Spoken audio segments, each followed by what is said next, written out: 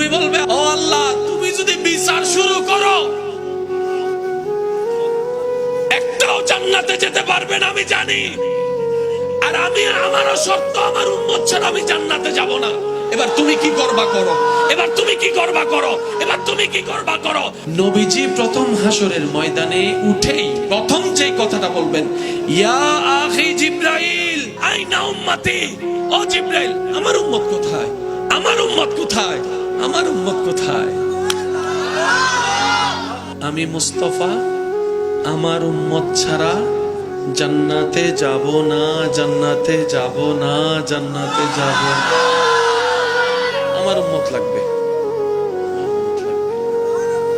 প্রশ্নকারী হয়তো প্রশ্ন করবেন, আপনার উম্মত কার কথা বলছেন?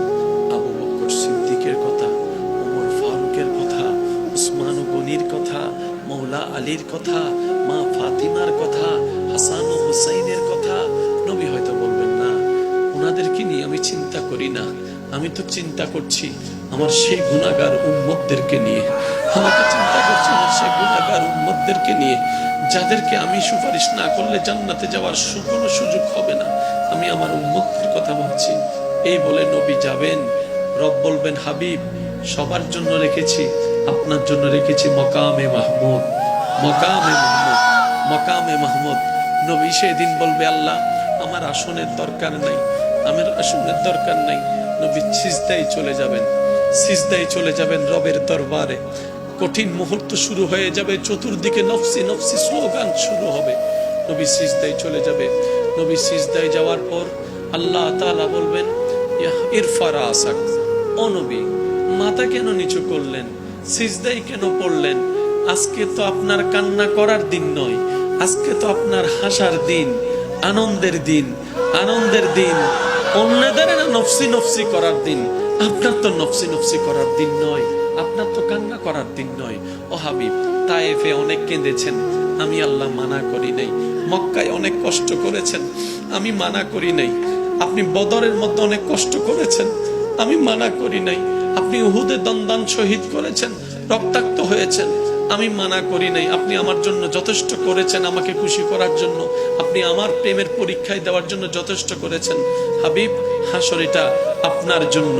আর সে হক হে মসনদে রিফাত রাসূলুল্লাহ কি, দেখনি হে হাশর মে ইজ্জত রাসূলুল্লাহ কি। ইরফা রাসাক। ও মুস্তাফা, ও নবী, আপনি মাথা তুলেন না, কি চান বলেন না, আপনি যা চাইবেন আমি আল্লাহ তাই দিব। এবারে নবী বলবেন, আল্লাহ, আমার উম্মত, রব্বি হাবলি উম্মতি, রব্বি হাবলি,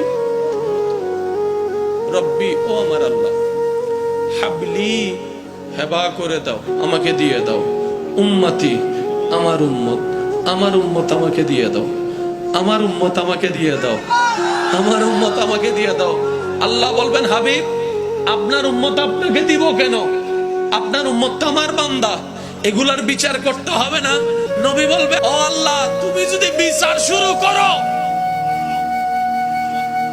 একটাও জান্নাতে যেতে পারবে না আমি জানি। আর আমি, আমারও শর্ত, আমার উম্মত ছাড়া আমি জান্নাতে যাব না। এবার তুমি কি করবা করো, এবার তুমি কি করবা করো, এবার তুমি কি করবা করো। আল্লাহ পাক বলবেন, আজকের দিনের জন্যই তো আমি মালিক ইয়াউমিদ্দিন হয়েছি, মালিক ইয়াউমিদ্দিন হয়েছি। ও রাসূল, আপনি একটা কাজ করেন, আপনার উম্মত আসুক, আমার বান্দারা আসুক, আমি হিসাবটা দিব। হিসাব নিয়ে আহকামুল হাকিমিন হয়ে বিচার করে করে যে যেটা পাই তাদেরকে সেটা দিয়ে দিব।